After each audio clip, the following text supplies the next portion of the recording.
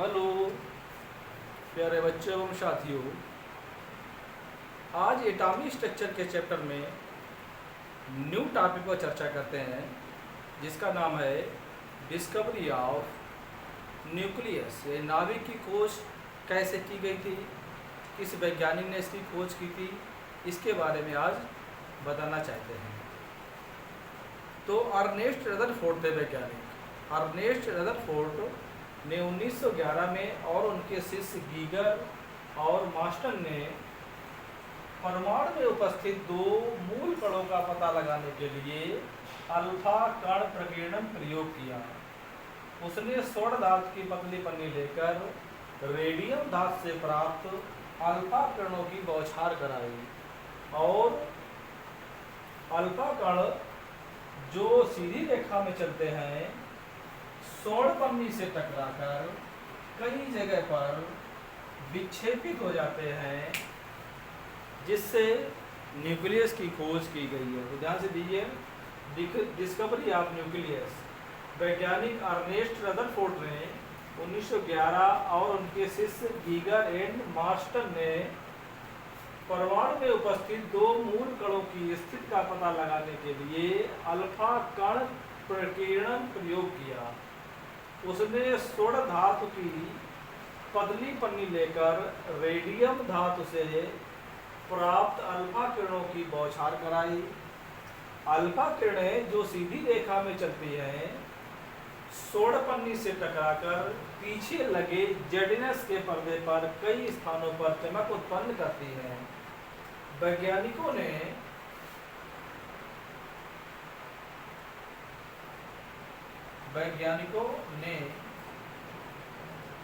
इस चमक का अध्ययन किया और निम्न निष्कर्ष निकाले।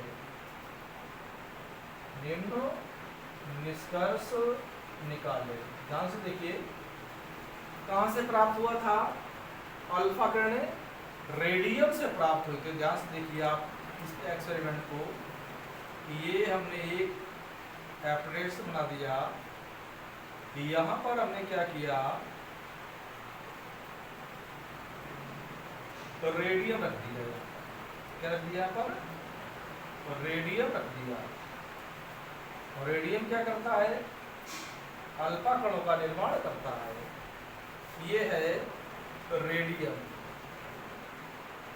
या source of alpha particle. Source of alpha particle ये कैसा होगा?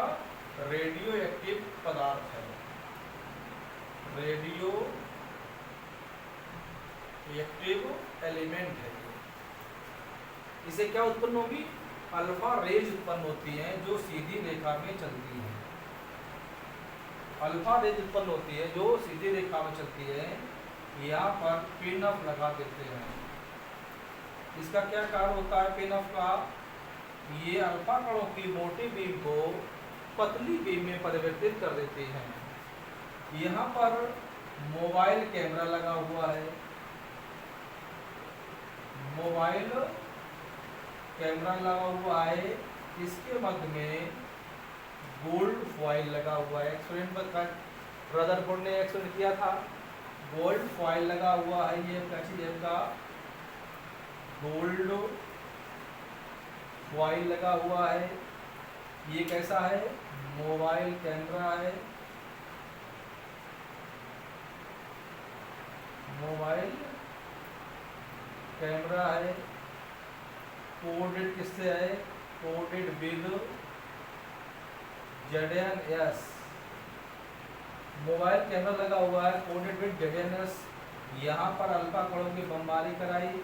तो अल्फा कण क्या करते हैं? कई दिशाओं में विक्षेपित हो जाते हैं और ये ZNS के भीतरी भाग पर क्या करते हैं? चमक उत्पन्न करते हैं। इस चमक का अध्ययन कई वैज्ञानिकों ने किया था और न्यूक्लियस के बारे में पता लगाया। ये देखिए चारों ओर विक्षेपित हो रहे हैं। कई जगह विक्षेपण दिखा दिया। ये क्या था? रदरफोर्ड का प्रयोग था। इनका प्रयोग था भाई? रदरफोर्ड का प्रयोग। उन्होंने क्या किया था कि रेडियम से प्राप्त अल्फा कणों की बमबारी किस पर कराई थी? स्वर्ण धातु की पतली पन्नी में। स्वर्ण धातु की पतली पन्नी कितनी? 0.0004 सेंटीमीटर पतली पन्नी थी। उस पर अल्फा किरणों की बौछार कराई, और जो अल्फा किरणें सीधी रेखा में चलती हैं वो स्वर्ण धातु से टकराकर कई स्थानों पर चमक उत्पन्न करती है। जेडस लगा हुआ अंदर, इसमें कई स्थानों पर चमक उत्पन्न करती है। इसी चमक का वैज्ञानिकों ने अध्ययन किया और कई निष्कर्ष निकाले। तो कौन कौन से निष्कर्ष निकाले, इसके बारे में बात करते हैं। देखिए, रदरफोर्ड का प्रयोग था। इसके बाद हम एक परमाणु लेते हैं या फॉयल लेते हैं, गोल्ड फॉयल लेते हैं और अल्फा कणों का परिकरण का प्रयोग दिखाते हैं। मान लीजिए कोई एटम है, ठीक है भाई, और यहाँ पर इसके मध्य में धनात्मक चार्ज दिखाना है और अल्फा कण प्रकीर्णन प्रयोग करना है। क्या करना है? अल्फा किरण प्रकीर्णन प्रयोग दर्शाना है। तो देखो, हमने अल्फा कण भेजे तो बहुत सारे अल्फा कण क्या थे? जो स्वर्ण धातु की पतली पन्नी पार करके सीधे निकल जाते हैं। बहुत अधिक अल्फा कण ऐसे थे जो स्वर्ण धातु की पतली पन्नी को भेद कर बाहर निकल जाते हैं। कुछ अल्फा कण ऐसे थे जो कुछ एंगल पर विक्षेपित हो जाते हैं। कुछ अल्फा कण ऐसे थे कि थोड़े से एंगल पर विक्षेपित हो जाते थे। कुछ अल्फा कण और अधिक एंगल पर विक्षेपित हो गए। लेकिन कुछ अल्फा कण ऐसे थे, बहुत कम अल्फा कण ऐसे थे कि जिधर से गए उधर ही पुनः वापस आ गए। तो तीन तथ्य इसमें प्राप्त हो रहे हैं कि कुछ अल्फा कण यानी बहुत से अल्फा कण या अधिकांश अल्फा कण गोल्ड फॉयल को भेद कर बाहर निकल जाते हैं, जिससे सिद्ध होता है कि एटम का अधिकांश भाग खोखला होता है। कुछ अल्फा कण कुछ एंगल पर डिफ्लेक्टेड हो जाते हैं, जिससे सिद्ध होता है कि एटम के मध्य में धन आवेशित भाग होता है। लेकिन बहुत कम अल्फा कण ऐसे होते हैं जो अपनी मूल स्थिति से वापस आ जाते हैं, जिससे सिद्ध होता है कि जो धनात्मक चार्ज है वो बहुत सूक्ष्म है, बहुत कम है। इसे कितना निष्कर्ष निकाला आपने? 3 निष्कर्ष निकाल लिए। कौन कौन से? अल्फा का प्रकीर्णन प्रयोग से नंबर 1 आपने निकाला था कि अधिकांश अल्फा कण गोल्ड फॉयल को भेद कर बाहर निकल जाते हैं, जिससे ज्ञात होता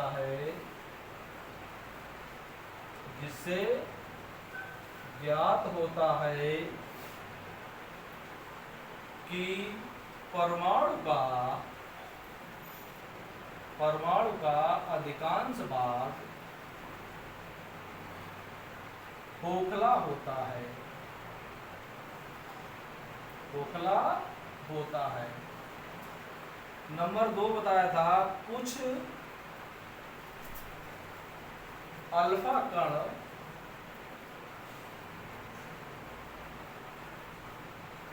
किरणें है भाई, कुछ अल्फा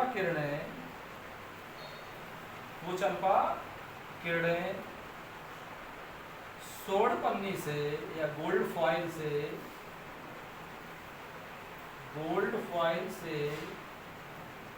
विक्षेपित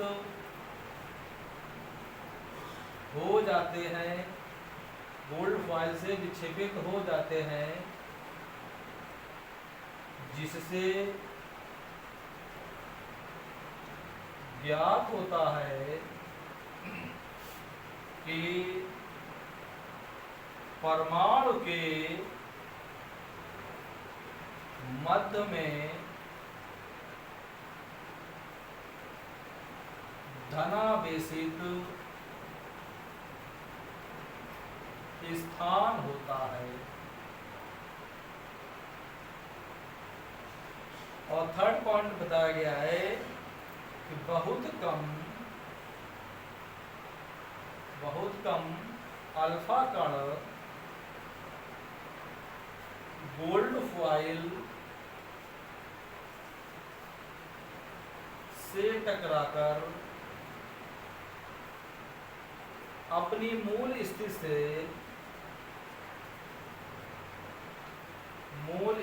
में वापस आ जाते हैं,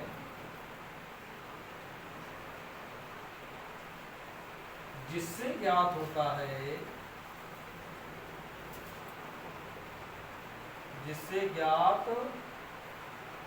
है कि परमाणु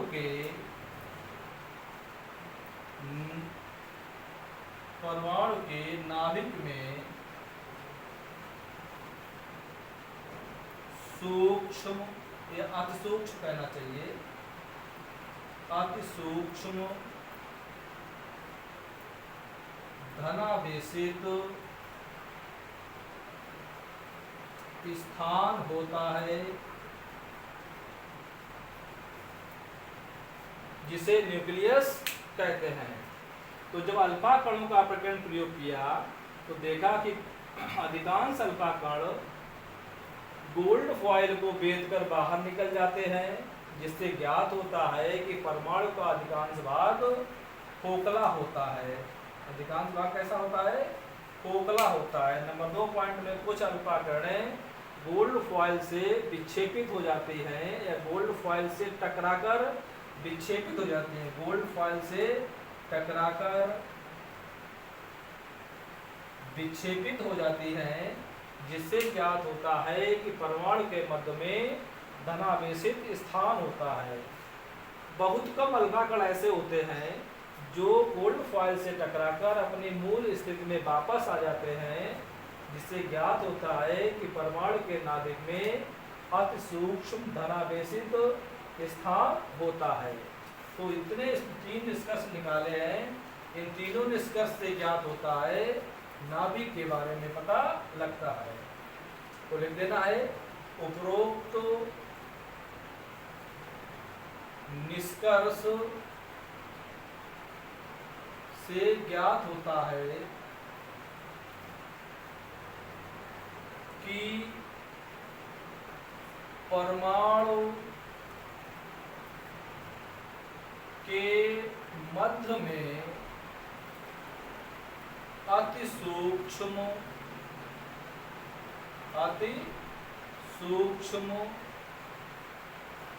धनावेशित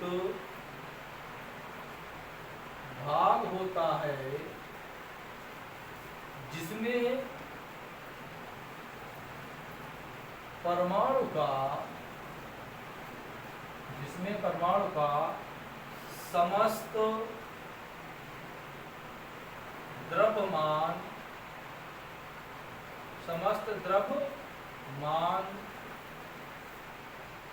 समाहित होता है,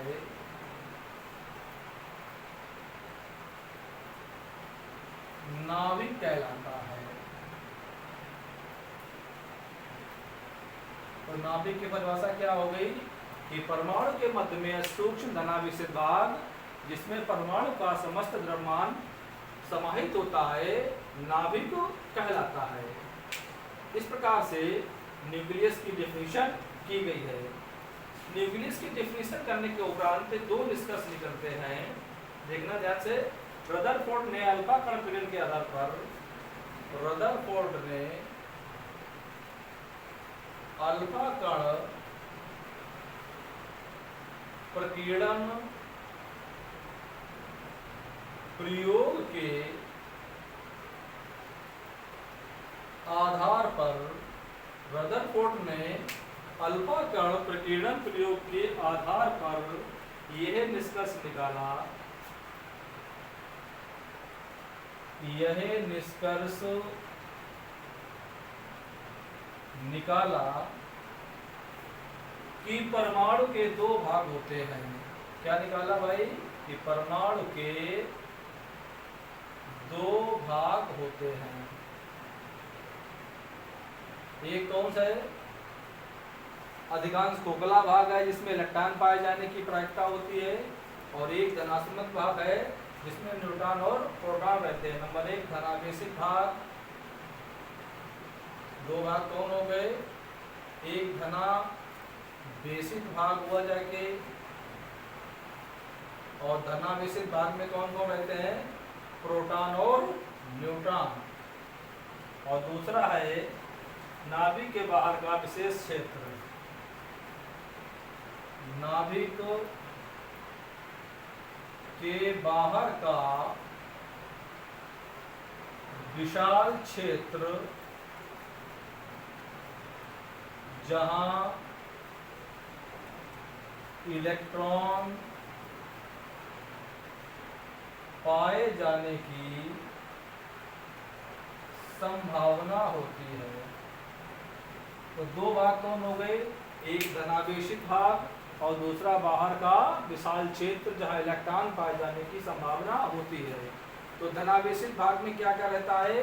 न्यूट्रॉन और प्रोटॉन रहता है, जबकि खोखले भाग में या नाभिक के चारों ओर इलेक्ट्रॉन विचरण करते रहते हैं। चाहो तो एक पॉइंट और इसमें देख लीजिए ध्यान से कि परमाणु नाभिक की त्रिज्या 10⁻, परमाणु नाभिक की त्रिज्या 10⁻13 से 10⁻12 होती है, जबकि परमाणु की त्रिज्या